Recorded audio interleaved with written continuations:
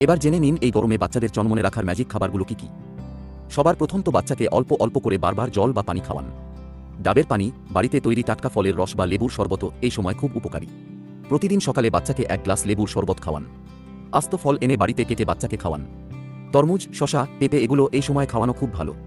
এছাড়া বেল বা আম অবশ্যই পরিমিত পরিমাণে এই সময় বাচ্চাদের জন্য ভালো। এছাড়া টক দই খুব ভালো। দই পেট ঠান্ডা রাখে এবং হজমে সাহায্য করে।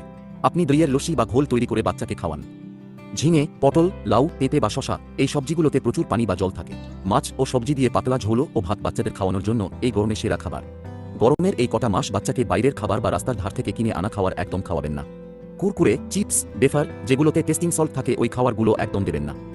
এবার কিছু জরুরি টিপস যেগুলো এই গরমে একজন বাচ্চার মায়ের জেনে রাখা খুব দরকার। বাচ্চাকে বাইরের রোদে বেশিক্ষণ খেলতে দেবেন না। সুতির হালকা রঙের পোশাক পরান। কালো রঙের পোশাক গরমে পরাবেন না। খাবার সবসময় টাটকা খাওয়ানোর চেষ্টা করবেন।